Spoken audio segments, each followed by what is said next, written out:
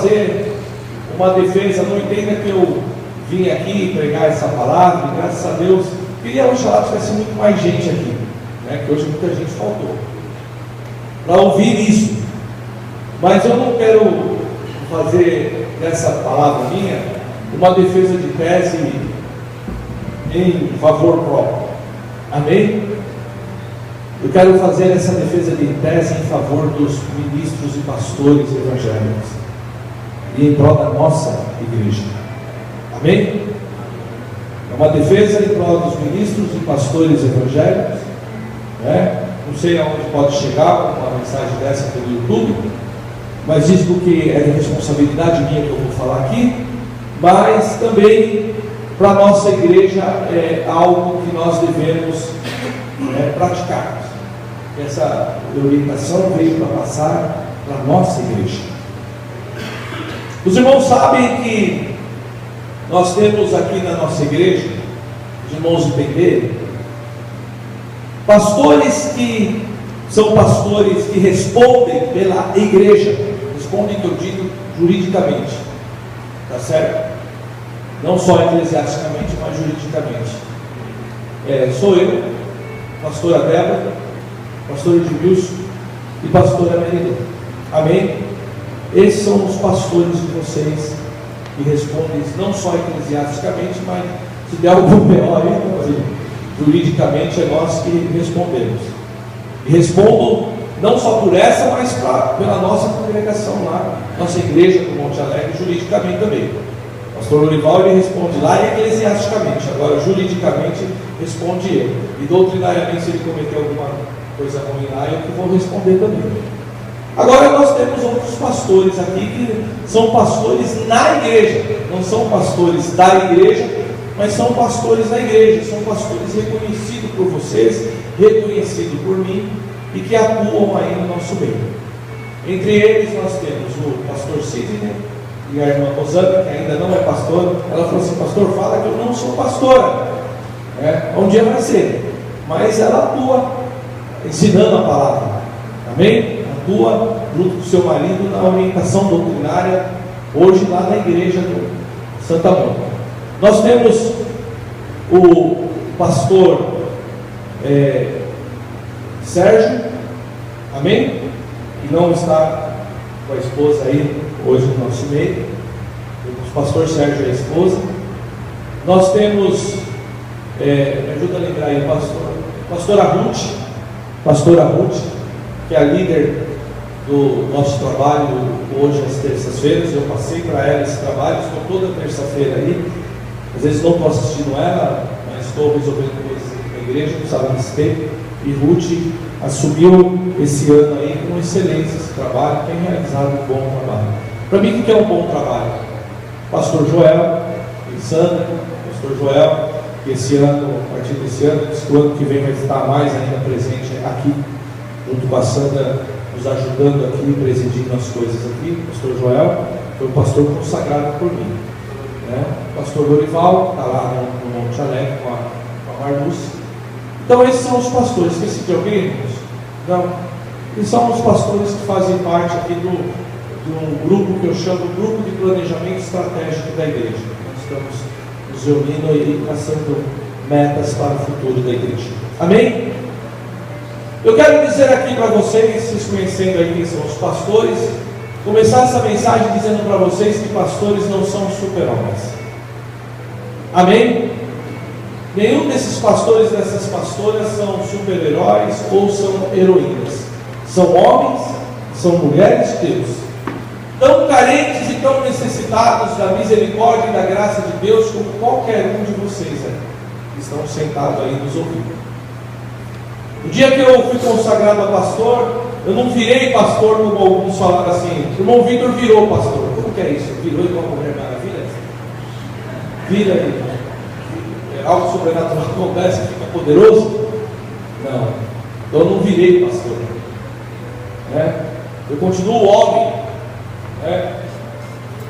E vou usar uma expressão do pastor Jacinto Manto, que aqui dentro dessas veias aqui, não corre óleo da unção e não corre vinho da Santa Ceia, não. dentro dessa veia corre sangue mesmo, sangue de verdade, de homem humano mesmo. Então, e assim como todos os pastores da nossa igreja, semelhantemente. E eu quero falar em pró desses pastores, né, que presidem sobre vocês. Essa semana não só eu, mas um grupo de pastores ao qual eu pertenço, junto com o Samir e a pastora Débora, eu fui chocado com a notícia de 2 pastores, um no Paraná, na cidade de Cornélio Procópio, 28 anos, um jovem, que se suicidou, se enforcou dentro da sua própria casa, e a sua esposa o achou ali naquela condição. Tentaram socorrer de reanimar, mas não houve jeito. E outro, um pastor também da Assembleia de Deus, Ministério Madureira, esse já com um pedigree, vamos dizer assim, eclesiástico, já maior do que os nossos aqui, muito famoso, muito conhecido, dividiu o púlpito várias vezes com o pastor Marcos Feliciano, amigo, segundo o pastor Marcos Feliciano, amigo de infância do pastor Samuel, da Assembleia de Deus aqui do Brás, né? Fica no Brás, não sei se é do Brás, mas amigo de infância. Homem que pregava nos púlpitos do Brasil afora ainda, assim, da igreja. Homem que foi presidente do conselho de pastores, então tinha muita gente debaixo da autoridade eclesiástica. E também, vou usar a fazer minhas a palavra do pastor Marcos Feliciano, as circunstâncias da morte desses 2 homens eu não quero julgar, nós deixamos para a eternidade fazer esse julgamento. Mas que também não aguentou a pressão ao qual o ministério ou a vida ministerial de um pastor sofre e também deu cabo na própria vida, né? Usando a palavra do Marcos Feliciano, talvez baseada na promessa, em vez de esperar a promessa de vida eterna, simplesmente ele mergulhou ele mesmo, antecipou e mergulhou na vida eterna. Não sei os méritos que levou um homem a fazer isso, não cabe a mim julgar, mas era um homem de Deus. Eu quero dizer que pastor também tem sentimento, gente. Eu quero dizer para vocês que pastor também sofre. Eu quero dizer para vocês que pastores e pastoras têm necessidades. Eu nunca vi na história da igreja pessoas tão perseguidas dentro da igreja como os filhos de pastores. Meus amigos, vai treinando os seus aí que são pequenininhos. O meu filho nunca falou nada para mim, mas eu sei disso. Eu sou pai, eu sei disso. Eu posso não falar. Que de repente um sentimento que no coração dele, na infância dele, brotou foi: a igreja roubou o meu pai de mim.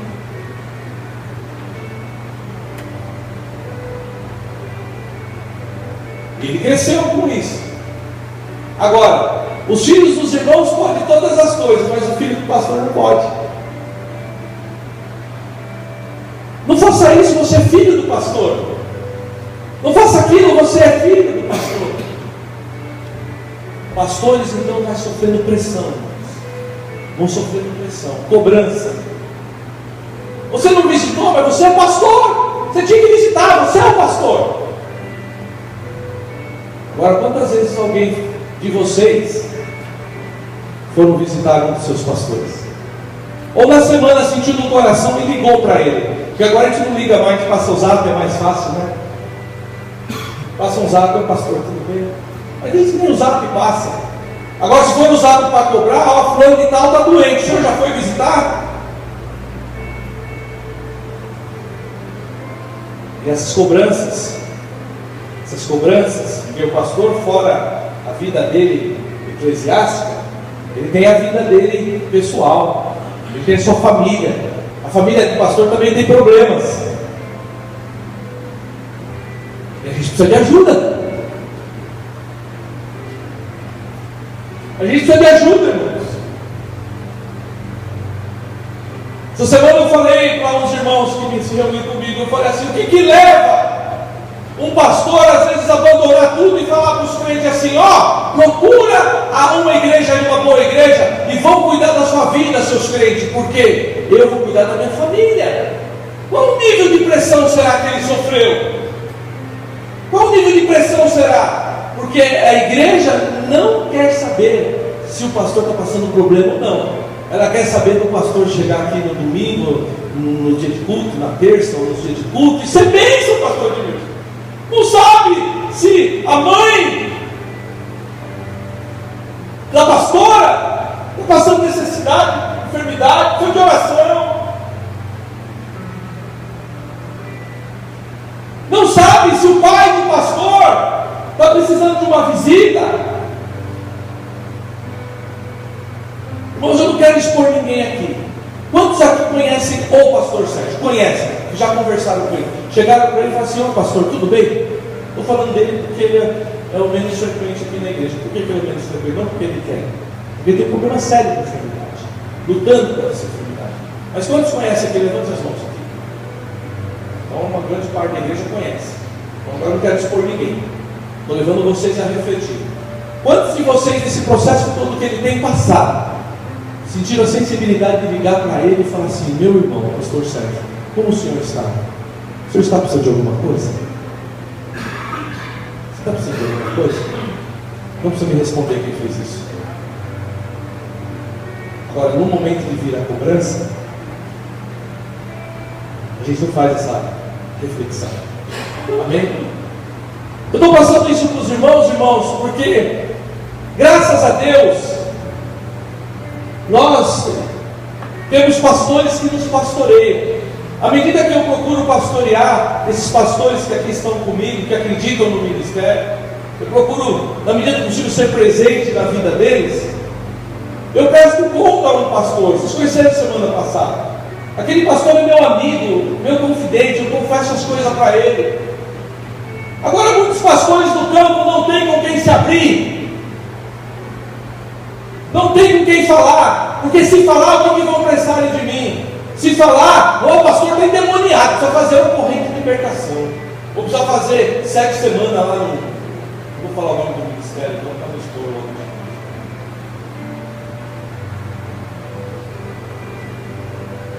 Vocês entendem o que eu quero dizer aqui para vocês? Irmãos, e o texto que eu quero ler para os irmãos, eu pedi que vocês abrissem, né? Não li ainda. É um texto que o apóstolo Paulo fala aos Filipenses. Eu quero falar um pouquinho rapidamente com vocês hoje sobre princípio da honra no que diz respeito ao sustento dos ministros de Deus. Fala assim, princípio da honra no que diz respeito ao sustento dos homens de Deus. Digo, não é para advogar em minha causa própria, viu, irmãos? Mas abra sua Bíblia lá aos Filipenses. Carta do apóstolo Paulo aos Filipenses. Vocês acharam? Diz assim, versículo 10, apóstolo Paulo falando: ora, muito me regozijei no Senhor, por finalmente reviver a vossa lembrança de mim. Ou seja, a igreja lembrou do apóstolo. Fala, a igreja lembrou do apóstolo. Amém? Então não poderia ter aqui lembrado do pastor, lembrado do diácono, lembrado do presbítero, lembrou do líder, ok? Pois já vos tinhas lembrado, mas não tinhas tido a oportunidade. Ou seja, eles tinham tido lembrado do líder, eles tinham lembrado do líder, mas não tinham tido a oportunidade. E agora eles tiveram a oportunidade de fazer algo pelo líder. E olha o que ele fala: não digo isto como por necessidade. Então eu vou dizer aqui para vocês também, não digo isso como por necessidade. Esses pastores nem estão sabendo do que eu ia pregar aqui hoje. Você estava, pastor Gilson? Alguém que está sabendo do que eu ia pregar aqui hoje? Só a minha esposa que eu falei para ela, eu vou ensinar a igreja sobre isso. Fora a minha esposa, mais ninguém. Então, eu não digo isso como por necessidade, porque já aprendi a contentar-me com o que tenho. Deixa eu perguntar aqui para os pastores. Pastor Emílio, você já aprendeu a contentar com o que você tem? Pastora Ruth, você já aprendeu a se contentar com aquilo que você tem? Pastora Débora, você já aprendeu a se contentar com aquilo que tem? Sim? E se sim, cadê os outros pastores? Eu não falei. Pastor Joel, pastora Santa, vocês já aprenderam a se contentar com aquilo que tem? Sim. Então não que dizemos isso por necessidade, porque nós as temos, com certeza as temos, mas nós não dizemos isso como por necessidade. Por quê? Porque nós já aprendemos a nos contentar com aquilo que temos, sem estar abatido. Vocês já aprenderam aí, pastores, isso? Estar abatido já? Se não aprenderam a estar abatido, aprenda. Às vezes Deus usa situações para te deixar em abatimento, para te treinar. Amém? Se alguma vez a minha vida e o meu ministério causou abatimento em algum de vocês, saiba que esse abatimento é para te treinar, é para te formar, para fazer uma pessoa melhor. Deus usa isso para te fazer uma pessoa melhor. Também ter abundância. Então ele falou, sem estar abatido e ter abundância. Amém? Em toda maneira e em todas as coisas estou instruída tanto a ter fartura como a ter fome, tanto a ter abundância como a padecer necessidade. Posso todas as coisas naquele que me fortalece. Olha que versículo interessante, que já foi tirado tantas vezes do contexto. As pessoas podem dizer, eu posso tudo naquele que me fortalece. Eu posso ter um carro novo, eu posso ter a casa própria, eu posso ter a chave do apartamento, eu posso tomar uma, né? Alguns até falam aí, eu posso até fumar um. Eu soube de um pastor que tinha sido drogado, tinha sido viciado. Tinha uma igreja maravilhosa no bairro, perto da gente. Estava fluindo o ministério maravilhosamente, igreja grande, num bairro que ninguém dizia nada que podia dar. Aí esse rapaz cismou de ir com uns manos morar no monte. Mas um ex-drogado, um ex-viciado. Aí, o que aconteceu, meus irmãos?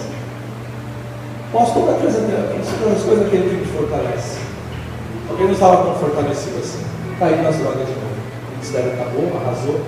A última notícia que eu tive desse homem, que ele também deu cabo da própria vida. Uma cidade do interior de São Paulo.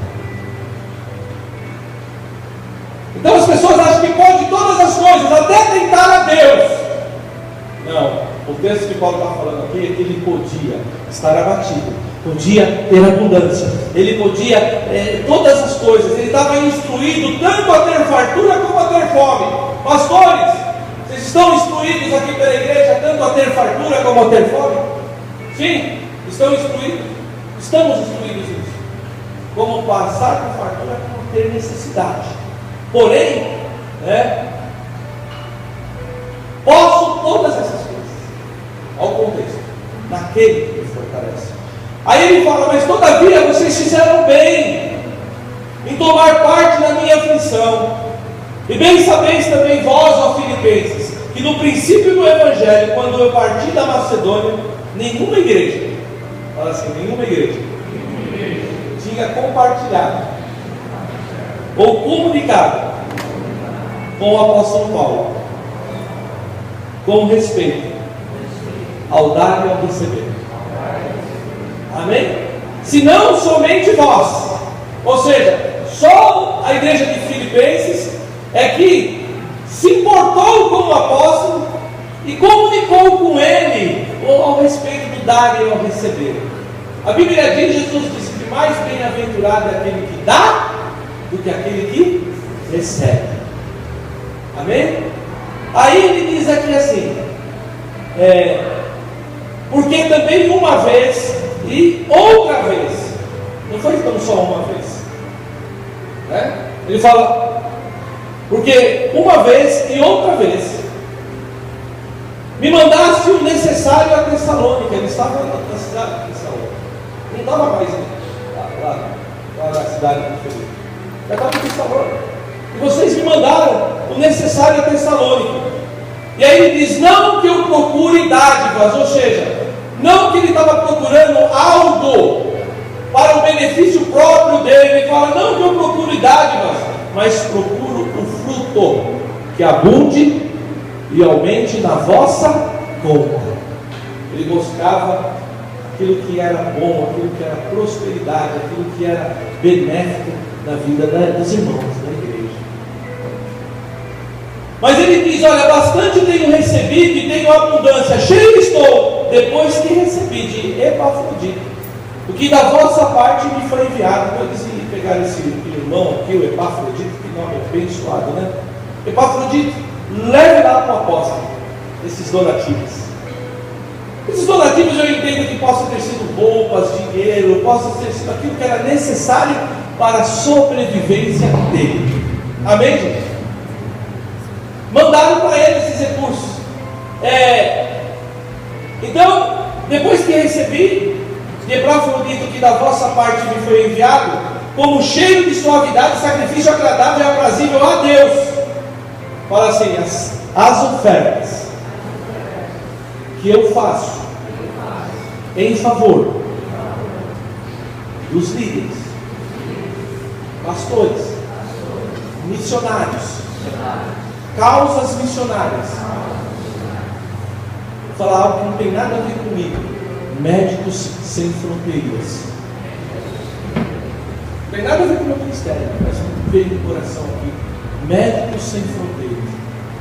Cada vez que você envia o teu socorro para uma dessas categorias de classes ou de pessoas, Paulo está dizendo que Deus é que recebe. Imagine Deus recebendo a sua oferta como um sacrifício aprazível a Deus. Sabe o que é isso? Quando eles queimavam no Velho Testamento ofertas a Deus no altar, dizia que Deus, ele aspirava, ou seja, respirava, né, o cheiro daquele sacrifício. Ele recebia como um cheiro aprazível a ele. Paulo usa essa alegoria para dizer que a nossa oferta ela é como um cheiro de suavidade e sacrifício agradável e aprazível a Deus, meus irmãos. E aí ele diz que quando nós tomamos essa posição, irmãos, como igreja, quando nós vivemos na prática dessas coisas, a Bíblia diz, Paulo interpreta uma bênção, ele diz, o meu Deus, segundo as suas riquezas, suprirá todas as vossas necessidades em glória. Quem supre é Deus. Amém? Ele supre em glória, ele não deixa faltar. Por Cristo Jesus. E aí ele diz, ora, o nosso Deus e Pai, seja dada a glória para todos sempre. Amém. Presta bem atenção, irmãos. Nós precisamos aprender a tomar parte mais nas aflições da vida dos nossos irmãos. Paulo está dizendo assim, todavia fizeste bem em tomar parte da minha aflição. Vocês estão entendendo? Era como se eu dissesse assim para vocês, todavia vocês fizeram bem em tomar parte da minha aflição. Não estou procurando dádivas, Paulo está dizendo. Não estou procurando dádivas, não estou procurando aquilo que venha me enriquecer. Irmãos, eu sei que há exageros por aí, irmãos. Miseravelmente, desgraçadamente, Satanás distorceu um princípio que é bíblico, um princípio que foi estabelecido por Deus,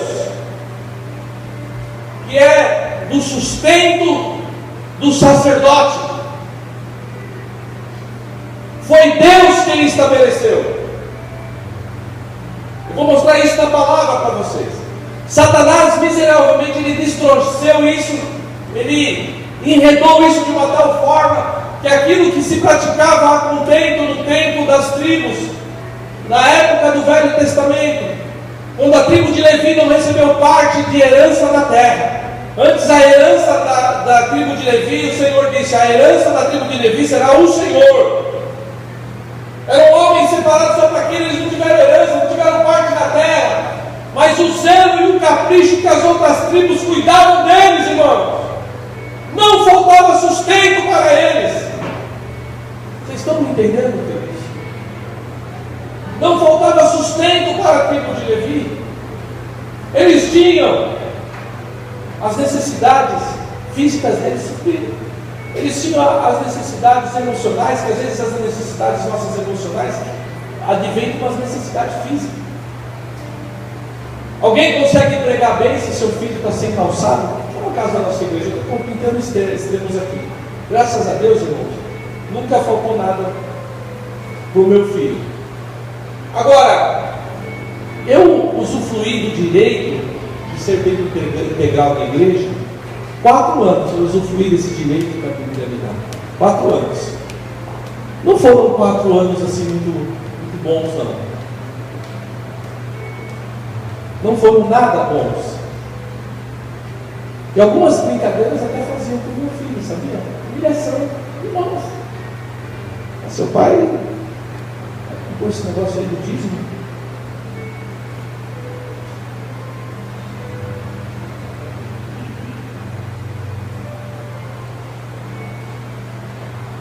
Você tem isso aí porque seu pai usa o dízimo.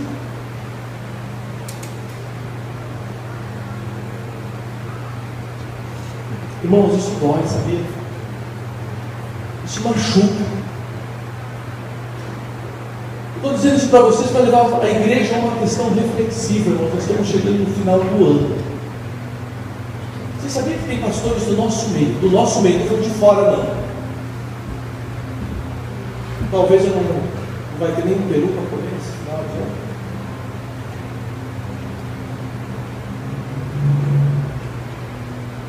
Talvez eles vão ter uma condição de fazer um agrado para o filho dele, ou para a esposa. Estou falando de coisas distantes da gente, né? Mas muitas vezes, irmãos, desculpa, vocês ainda estão me amando, então às vezes eu estou mais preocupado com o nosso umbigo aqui.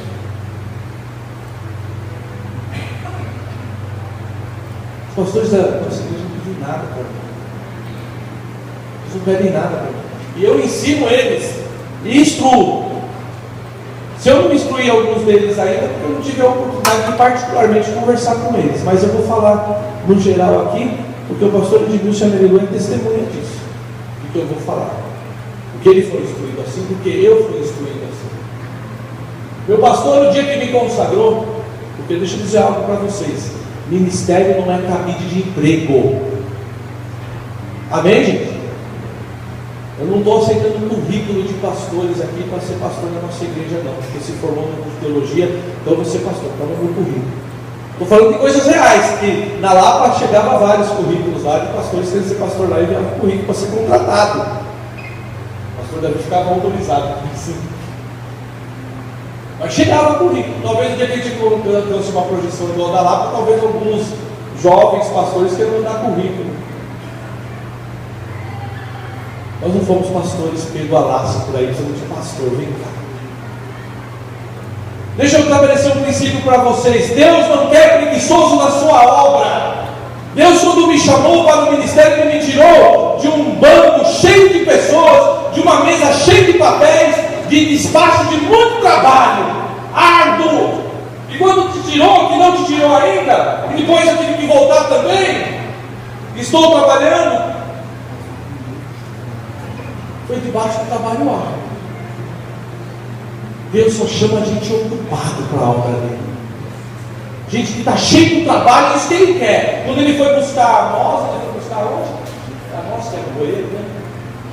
Foi buscar no meio da junta dos bois. Ela está trabalhando. Eu vejo pessoas que às vezes olham para o ministério como um cabide de emprego, como uma projeção. Está distorcido o Evangelho, irmãos. A Bíblia não fala de nós vivermos regalias como Satanás miseravelmente distorceu. E hoje os apóstolos são a classe nobre da sociedade no que diz respeito ao dinheiro. Moram bem.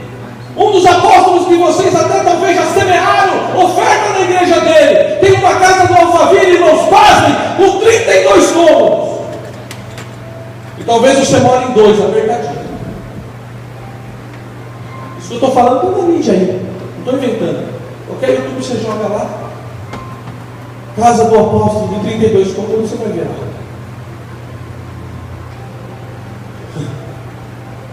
Isso é exagero. Agora, essas mentiras não anulam a verdade, irmãos. O fato dessas coisas erradas que a gente vê, entre aspas, no nosso meio, porque na nossa igreja não tem isso, como uma igreja pequena, mas essas coisas que a gente vê no nosso meio, dito o meio evangélico, esses extremos, esses exageros, que fazem em nome daquele que morreu e pagou com um preço de sangue, a minha e a tua libertação, e eles são mercenários, na verdade, mercenários da fé. Esse fato não anula a verdade, irmãos, de que nós precisamos ser sustentados pela igreja. Não estou dizendo ter essas coisas. Eu não quero ter casa de 32 cômodos, mas eu quero ter uma casa, pelo menos que eu more com dignidade na minha vida. Como vocês querem ter uma casa que more com dignidade na sua vida. Vocês estão entendendo? Vocês estão entendendo essa mensagem mesmo? Eu não estou aqui expondo o ministério de ninguém, eu estou falando de verdades que acontecem por aí, irmãos. Miseravelmente Satanás tem distorcido isso. Você sabe que tem pastores de igreja, eu estava falando com isso com o pastor Edmilson, tem pastores de igreja do porte da nossa aqui. Do porte da nossa aqui. E o pastor dessas igrejas, eles trabalham de sol a sol, no crescimento lá da obra. Mas eles não têm um sustento da igreja. Eles têm que trabalhar fora. Mas o pastor Vitor também não trabalha fora? Trabalha. Mas a igreja pratica o princípio da honra também. Você entendeu? Eu precisei trabalhar fora, irmãos, porque eu fiquei 4 anos no tempo integral e o erro não anula uma verdade. A verdade do erro que eu passei não anula a verdade que Deus quer a mim um dia ter integral na igreja. Mas para não ser prezado aos irmãos, como diz o apóstolo Paulo, eu fui complementar a minha renda trabalhando fora. Porque se a igreja tivesse que dar o sustento que eu tinha quando eu tinha no banco, né, pastor Jesus? Eu ia ser caro para a igreja. Vocês estão me entendendo? Eu ia ser caro para a igreja. Então eu vou trabalhar fora, trabalho fora, sou funcionário público, sabe? Mas tem pastores, irmãos, que não recebem nada da igreja. Quer ver um exemplo? O pastor Lorival, que pastoreia a nossa igreja lá em Santa Mônica, está desempregado. Ele trabalha fora, está desempregado. Diz que ano que vem parece que ele vai ter uma promessa de emprego para ele. Ele é um homem de Deus. A igreja até hoje não tem condição de dar uma mínima ajuda de custo para ele.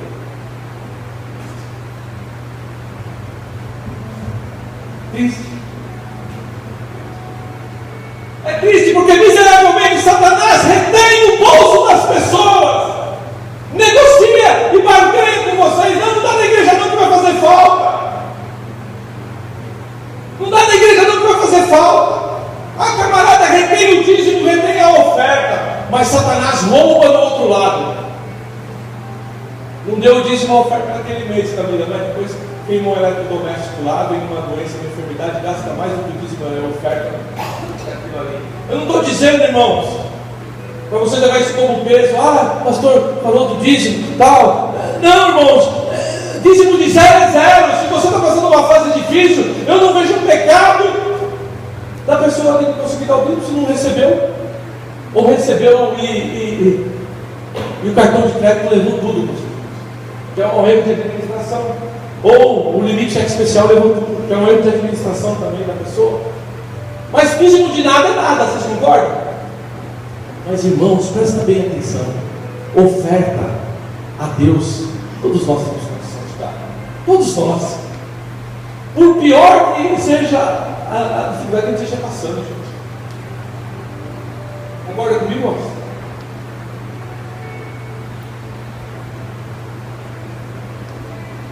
Nós não estamos procurando dádiva, irmãos. Estamos procurando o fruto que abunde na conta de cada um de vocês. Vamos ajudar a aliviar a carga que está na vida dos nossos pastores. De vez em quando é bom receber um telefonema, sabia? De vez em quando é bom. Não digo todo dia você ficar ligando para o seu pastor. Mas a verdade é que quando ligam também, ligam para falar de problema, ou sugerir um problema. Ligue para poder dizer assim: pastor, eu te amo, estou contigo. Pastora, eu te amo, estou contigo. Sabe por quê? Porque ele é homem, ela é mulher igual a você. Ei, homem de Deus, eu estou contigo, conte comigo. Talvez, será que faltou isso a esses irmãos, pastor? Será que faltou isso a esse irmão?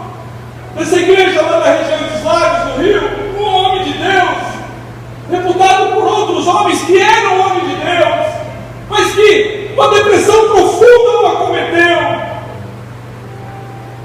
ao ponto de ter a capacidade de fazer uma coisa dessa, irmão. Eu não sei que nível de peso ele estava passando, mas eu quero dizer para vocês, como igreja, o ano que vem, estejam mais próximo da gente. Em vez de estender as mãos para acusar ou criticar alguma coisa, estenda as suas mãos para nos abençoar, para nos ajudar, para que nenhum de nós tenhamos que amarrado, né? Vai chegar numa situação dessa. Chegar numa situação dessa. Ou largar, ou parar na obra do começo.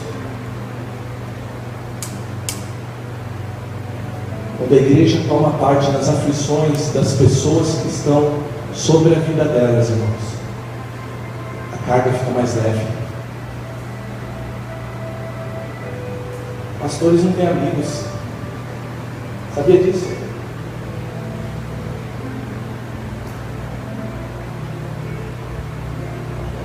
Eu posso dizer, a gente tem alguns bons amigos, eu tenho alguns bons amigos nós temos. A gente vive solidão do ministério, a igreja pode ser maior que for. Esse pastor da Assembleia de Deus lá do Madureira, que estava na Tijuca, agora quando aconteceu essa coisa aí com ele, ele é um pastor de milhares de pessoas, não era de 100, 150 pessoas igual eu. Era pastor de multidão. Eu vou dizer para você, pode ser a multidão maior que for, nós somos só. Nós sentimos solidão Renato, no ministério, sabia?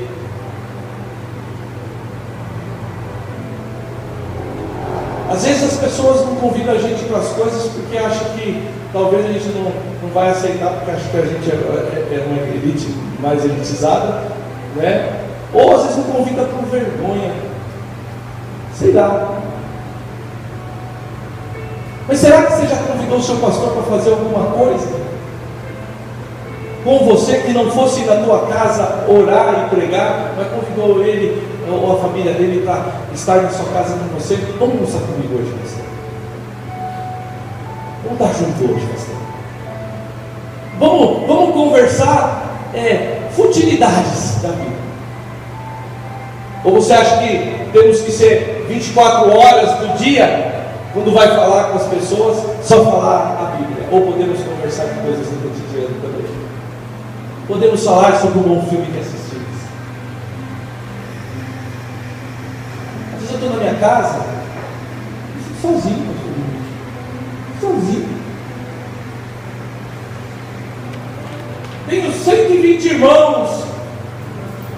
Tem mais milhares de irmãos que me conhecem. Que alguém disse assim para mim assim: pastor, o senhor é muito conhecido já no meio batista.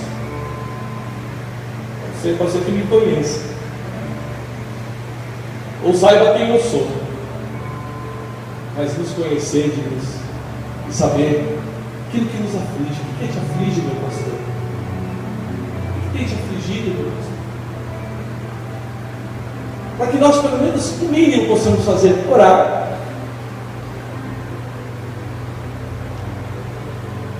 Vocês ainda vão me armar aqui? Irmãos, e para a gente já dar rumo ao final dessa ministração, abra sua Bíblia em 1 Coríntios, no capítulo 9. Não tem certo e não é nem errado, eu estou ensinando vocês. Talvez por causa dessa palavra de quase meia hora você já se posicionou por causa da minha palavra, mas não. Tire isso de parênteses e responda uma pergunta para mim. Mas então você não ouviu tudo isso que eu disse até agora. Agora seja sincero. Seja sincero. Quantos de vocês aqui acham errado? Acham errado. Ou achou algum dia errado o pastor, o ministro de Deus, que se dedica a ser sustentado pela igreja? Alguém achou? Ninguém.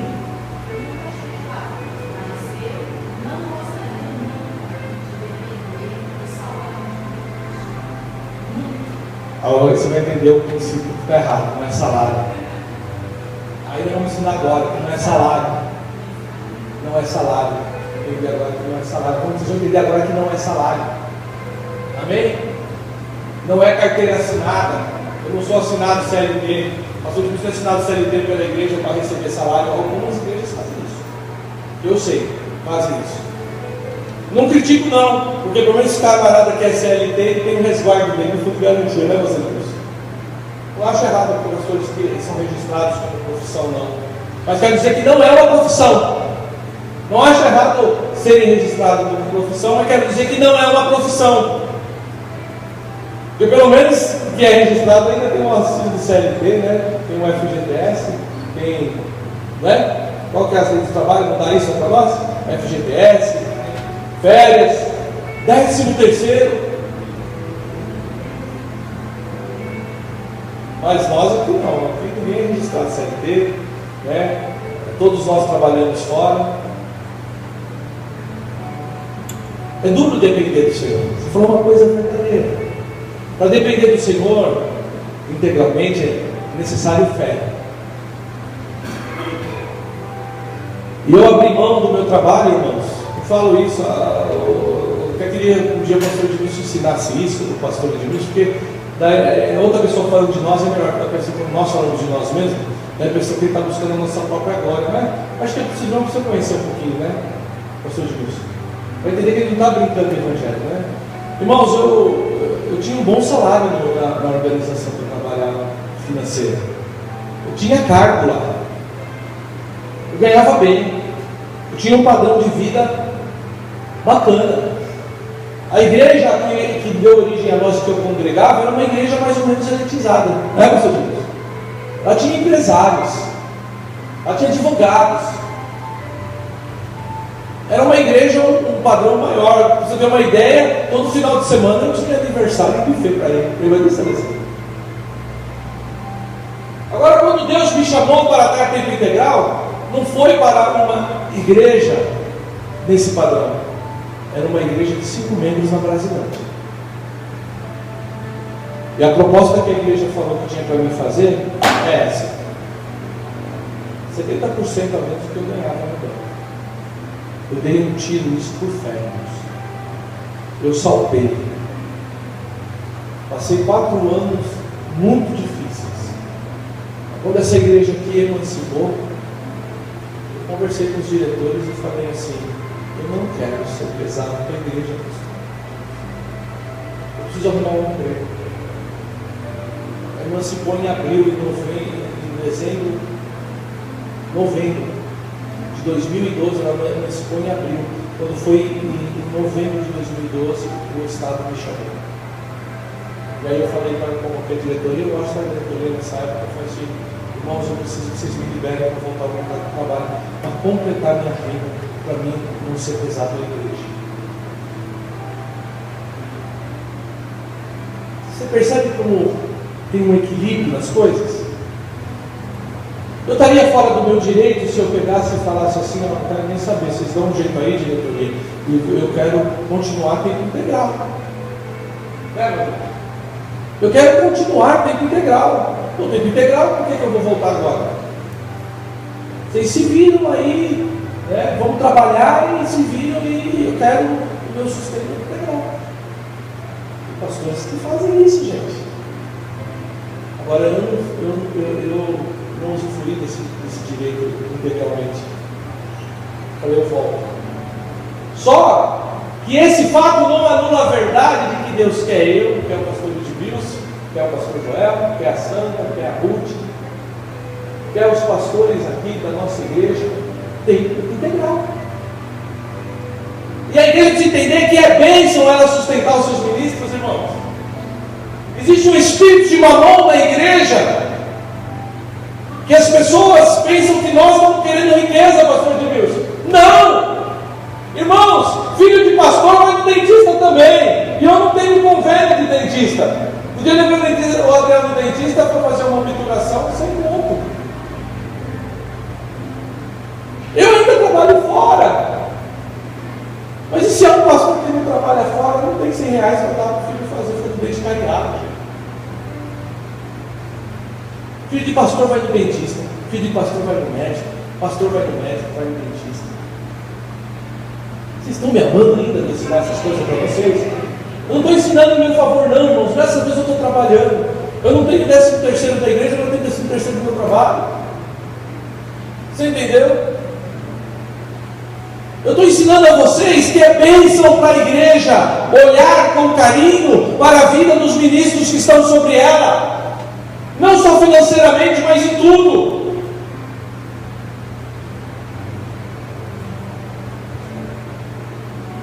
Vocês ainda estão me amando? Ela falou algo interessante aí. Só que eu abri mão, pela fé. E falo, não é salário que a igreja me dá. E quando ela me colocar dentro integral, não é salário que vocês estão me dando. Deixa eu perguntar uma coisa para vocês. Fazer uma outra pergunta. Vamos pensar em termos de salário. Em termos de salário. Como vocês conhecem salário aí. Você acha que qual salário pagaria? Qual salário vocês imaginam, se fosse em termos de salário, pagaria a vida de um ministro que abre mão da sua família, que é uma grande, abre mão da sua família, de certa forma, abre mão do seu trabalho secular, abre mão do seu direito. Tem coisas que vocês podem fazer que o pastor não possa. Sabia disso? Tem coisas que vocês, membros da igreja, podem fazer que eu, como pastor, não posso. Vocês estão entendendo? Qual o salário que paga ou que pagaria hoje o trabalho do ministro de Deus? Na minha concepção, salário nenhum no mundo pagaria. Se fosse em termos de pagar para receber salário, salário nenhum pagaria. Salário nenhum pagaria vidas sendo salvas. Por causa da disposição de alguém que abriu mão da sua vida para ganhar outras vidas, para ensinar outras vidas, para discipular outras vidas. Então, não pensa como uma igreja que tem por aí, não. Eu vou fazer a parte dela. E ela me falava assim: e que recebe salário na terra já recebeu o salário, não vai receber salário nos céus. Heresia. Não é salário, irmãos. A Bíblia aplica o termo salário aqui, que vem de sal. Sal é aquilo que dá sabor. Salário, fala salário, vem da palavra sal, aquilo que dá sabor. Quem aqui de vocês trabalha e não recebe o seu salário no final do mês e fica contente? O salário deveria ser a retribuição pelos seus trabalhos prestados, sim ou não? Via de regra não é. Você fala, poxa, mas eu trabalho tanto, né? E parece que não vale. Eu trabalho muito mais do que isso que eu recebi. Mas aqui no Brasil é assim, infelizmente. Mas abençoa o seu salário. Mas o salário é a recompensa pelo teu mês trabalhar. Salário, aquilo que traz sabor. Se você trabalhasse, não recebia nada, você ia continuar trabalhando? Não. Né? Não vai. Então presta bem atenção no que Paulo fala, irmãos. Esse é o último texto. Eu vou dar meia hora para a pastora Maria com as crianças. Olha só. Não sou eu apóstolo? 1 Coríntios 9. Paulo falando. Ele está falando que está defendendo o seu apostolado, está defendendo o seu ministério, comparado ao ministério dos outros apóstolos. Pedro, Tiago, João, os irmãos do Senhor. que eram apóstolos também. E Pedro, Tiago, João, os irmãos do Senhor, eles continuaram vivendo do ministério, irmãos. Por quê? Porque eles tinham largado tudo, caminharam com Jesus aquele tempo todo. Jesus deu a comissão, vai e faça. Eles entenderam que a igreja precisava continuar sustentando como o ministério de Jesus era sustentado. Você pensa que o ministério de Jesus não era sustentado? Era, eu falei para vocês, aquelas mulheres sustentavam Jesus. Agora, esses homens carregavam mulheres, carregavam seus filhos, e o ministério é que sustentava a vida desses homens. E aí Paulo fala, começa a dizer, não sou eu apóstolo? Vou fazer uma pergunta. Não sou livre? Não vi eu a Jesus Cristo, Senhor nosso? Não sois vós a minha obra no Senhor? Ele está falando para a igreja que ele estava treinando para Cristo. Ele está ensinando a igreja dele. Se eu não sou apóstolo para os outros achavam que ele não era. Ok? Os apóstolos da circuncisão, ou os membros dos apóstolos da circuncisão, achavam que o apóstolo Paulo não era apóstolo para eles, porque o apóstolo Paulo era o apóstolo dos incircuncisos. Ok? Então ele diz, se não sou apóstolo para os outros, ao menos sou para vós, porque vós sois o selo do meu apostolado no Senhor. Aí ele diz, esta é a minha defesa para com os que me condenam. Não temos direito de comer e de beber? Pergunto para vocês, nós líderes temos direito de comer e de beber? Bira, temos direito de ir no restaurante? Comer rã?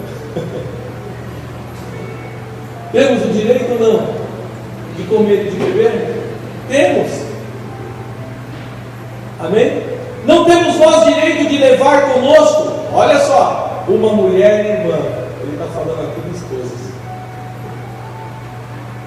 Ele está falando assim, não temos nós está falando de Barnabé e dele. Não temos nós o direito de levar conosco uma mulher irmã, como os demais apóstolos, os demais levavam. E os irmãos do Senhor e Pedro, Cefas. Ou só eu e Barnabé não temos o direito de deixar de trabalhar? Vocês estão entendendo? Eu tenho o direito de deixar de trabalhar, mas se eu trabalho verdadeiramente na obra, eu tenho o direito de deixar de trabalhar? Pastor Edmilson tem direito? Pastor Joel Santos tem direito? Pastora Ruth tem direito? Sim. Se trabalho verdadeiramente para a causa do Senhor, tem o direito de deixar de trabalhar e trabalhar com o Senhor. Quem jamais milita a sua própria custa? Ele fala, ele pergunta. Quem planta a vinha não come do seu fruto? Pergunta a vocês, quem planta uma vinha come do seu fruto ou não? Qual a resposta? Sim. Olha só, ou quem apacenta o gado e não come e bebe do seu leite? Quem cuida do gado, come e bebe do leite, da carne, assim ou não? Sim, ele está trabalhando. Aí ele diz, digo eu isso segundo os homens? Está perguntando, digo eu isso segundo os homens? Aí ele diz, ou não diz a lei também o mesmo? Está perguntando, irmão. A lei diz o mesmo. Aí ele diz, porque na lei de Moisés está escrito, não atarás a boca ao boi que debulha, que trilha o grão. Porventura tem Deus cuidado dos bois? Ou não diz certamente por nós? Certamente que por nós está escrito, porque o que lavra deve lavrar com esperança, e o que debulha deve debulhar com a esperança de ser participante. Ou seja, vai comer daquilo que trabalhou. Se nós, está dizendo aqui, os apóstolos, vos semeamos coisas espirituais, será muito colher de vós aquilo que é para o nosso sustento, aquilo que são coisas carnais. Se eu vos dou a vocês aquilo que é espiritual, será muito colher de vós aquilo que é para o meu sustento. Quando a gente fala de sustento, não está falando disso aqui, vem cá, rapidinho. Quando a gente fala de sustento, não é essas atrocidades, essas loucuras que a gente está vendo por aí, não. Pastores enriquecendo, sendo ricos, dono de empresa, são empresários, agora são menos. Não é isso não. Quando eu falo de sustento, quando eu falo para vocês me sustentar e sustentar os ministros, é isso aqui, ó. Para mim continuar pregando. Esse sustento significa, enquanto eu estou pregando, estou com o meu cajado erguido pregando, esse suporte aqui está cuidando de mim e da minha família. Eu não estou preocupado com a conta de luz que vai vencer, com a conta de água, com o meu filho que não tem dinheiro para ir para o médico. Você entendeu? Sustento, é isso, suporte. É a provisão, né, meus irmãos? É a provisão necessária para que a gente continue militando a obra do Senhor. Vocês ainda me amam? Aí ele diz assim: se outros, versículo 12, se outros participam desse poder sobre vós, ou seja, os outros apóstolos tinham esse poder sobre eles, por que não mais juntamente nós? Ou seja, por que eu e Barnabé não podemos também, se os outros podem? Aí ele diz: mas nós não usamos desse direito, antes suportamos tudo para não pormos impedimento algum ao Evangelho de Cristo. Ok? Eu não vou deixar de pregar o Evangelho de Cristo porque vocês não estão me socorrendo. Amém? Tanto que ele fala depois: eu estou fazendo minhas tendas, eu construo tendas para não ser pesado aos irmãos. Mas isso não significa que Paulo não recebia ofertas em espécie da igreja. Ele recebia.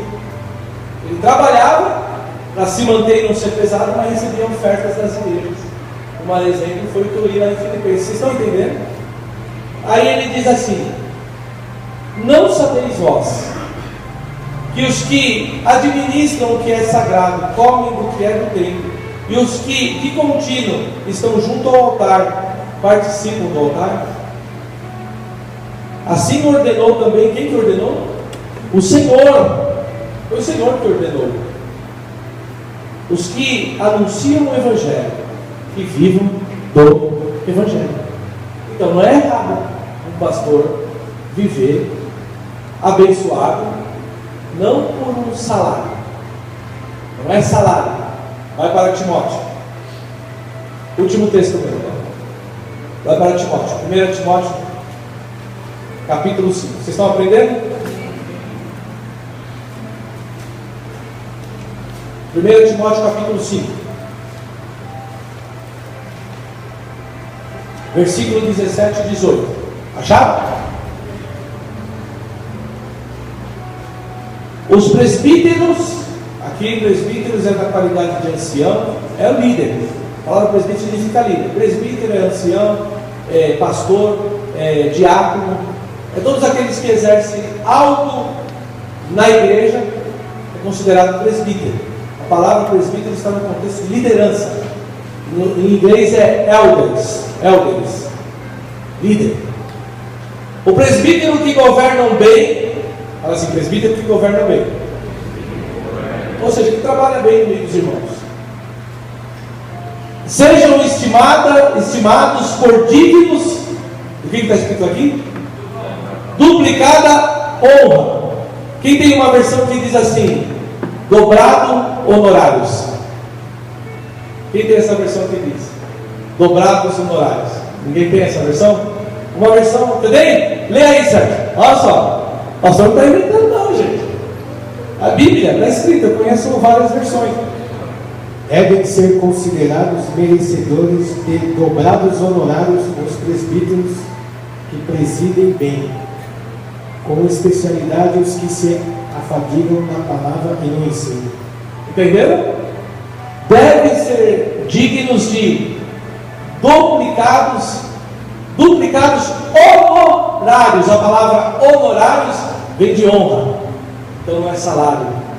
Eu não pago, a igreja não paga salário do pastor, a igreja honra o pastor. Ela dá honorários a ele, está honrando a ele. Então, aqueles que presidem bem devem ser dignos de duplicada honra ou duplicados honorários, principalmente aqueles que militam no ensino e na demonstração da palavra. Irmão, se fosse por salário, eu não estaria aqui. Não é, pastor? Você estaria? Se fosse por salário, eu estaria no banco. Jamais teria saído.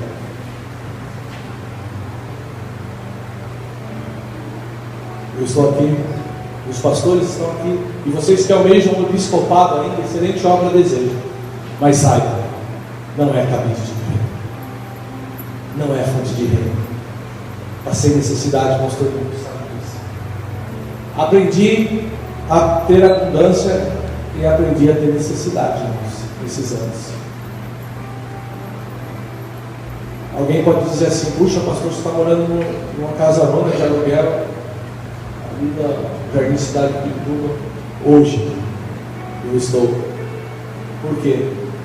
Porque a igreja, juntamente com o meu esforço, do meu trabalho, a igreja falou assim para mim.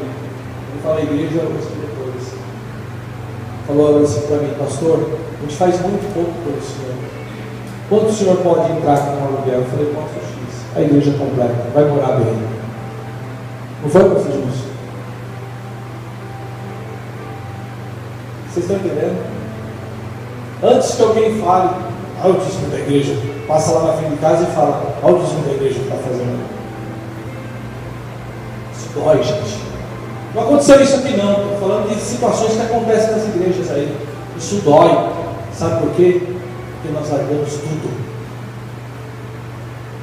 Nós largamos tudo. Eu literalmente larguei tudo.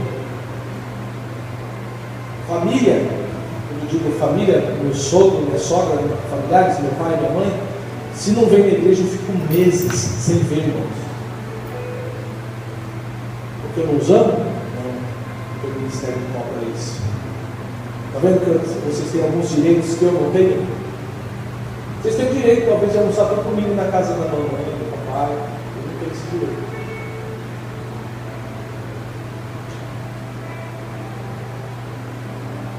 Quando eu olho o versículo 17 aqui, quando Paulo fala dessa forma a Timóteo, eu entendi um negócio, sabe, irmãos? Pregar o Evangelho é responsabilidade de todos. Fala: pregar o Evangelho é responsabilidade de todos. Mas viver no Evangelho é resposta provedora de Deus para alguns. Amém? O alvo é que a partir do ano que vem, não é que vai ser o ano que vem, mas que a partir do ano que vem, a igreja, nós como igreja, façamos um planejamento. Porque eu não quero esperar me aposentar para servir tempo integral na igreja, pastor Luiz. O alvo, estou dizendo que quero jogar essa coisa nas coisas de vocês, eu conheço as necessidades da igreja. Os irmãos da diretoria sabem disso. Mas o alvo é que a igreja um dia me coloque tempo integral de novo. Sim ou não? Vocês concordam com isso? Enquanto não acontece isso, eu vou fazer tenda. Não vou ser pesado, vou construir minhas tendas lá. Completa minha vida. Me ajuda. Mas o alvo, fazer tendas, fala, fazer tendas é um meio de se manter no ministério. Mas não é o fim. O fim é que a igreja sustente os seus líderes. Quando eu falo sustento, sempre tenha em mente, não é essas coisas que vocês veem aí, casa de 32 cômodos, andar de Mitsubishi. Não é isso que eu estou falando. Eu estou falando o mínimo de condição necessária de dar uma vida digna, assim como você procura dar uma vida digna à sua família. Vocês entenderam? Vou fechar agora dizendo assim, que a gente vai pegar a oferta e a pastora Meridu vai assumir aqui com as crianças. Irmãos, quis ensinar tudo isso para os irmãos com um objetivo. Não é a mim, não é ao pastor Edmilson, não é a pastora Ruth, Joel, Sandra, não é nenhum dos pastores da nossa igreja. Mas existe um homem de Deus que, se nós não socorrermos, ele não vai ter uma tradição de dar um Natal digno, né? Você vai ter um Natal lá, assado? Acho que você vai ter, vai. Mas você não vai ter, você não gosta. Eu gosto. Eu vou ter porque eu vou lá com a minha sogra. A minha sogra já deixa o assado e a costelinha. Ela não deixa um Natal que não tenha costelinha. Eu falo, sogra, deixa a minha costelinha pronta. Chego lá, a costelinha está pronta. Eu dia eu gosto de costelinha. Então a gente vai ter um assado. Agora eu quero ensinar você, a gente vai dar a nossa oferta. Você que vai dar o seu dízimo, não tem nada a ver com isso. Mas você que vai dar a sua oferta, nós vamos fazer o que a igreja de Filipenses fez para Paulo. Tomar parte da aflição desse homem de Deus. E podemos dar uma ajuda de custo para ele. Nesse mês, como uma expressão de cheiro de suavidade a Deus, para que ele possa pelo menos comprar um peru lá, comprar um chester e comer com a família dele, porque talvez não tenha. Vocês concordam com isso? Amém. Então eu ensinei que você para dar base bíblica para o que eu estou fazendo, porque senão alguém ia falar assim, o pastor pediu oferta lá para dar para um pastor. O pastor não trabalha? Então eu ensinei tudo isso, 1h30 quase ensinando para vocês, para eu e você saber o que você está fazendo é bíblico. O que eu vou fazer também é bíblico. Vou colocar o gasofilácio aqui, nós vamos orar. Você traga nessa oferta que você for trazer com esse propósito, se for o seu dízimo oferta normal, você não escreve nada. Isso aí é para outro fim. Mas se você que vai dar, pastor, eu quero ajudar esse irmão a ter um Natal, esse pastor, esse homem de Deus, a ter um Natal legal, você vai colocar assim, oferta para o pastor. Vai para mim não, tá? Pode passar no débito, a gente tira lá e repassa para ele. Daí na conta que a gente retira lá, você pode colocar assim, oferta, escreve para pastor, pastor. A gente já vai saber, a contadoria aí vai saber. Eles vão separar e a gente vai dar para eles, tá bom? Vai passar para ele. Essa semana eu quero ir abençoá-lo lá, e não está esperando nada disso, ele vai com certeza ficar muito feliz. Amém? E você vai cooperar para que a bênção esteja no celeiro dele. Vamos orar? Vamos orar? Então você queira passar no débito, no crédito, você que sabe.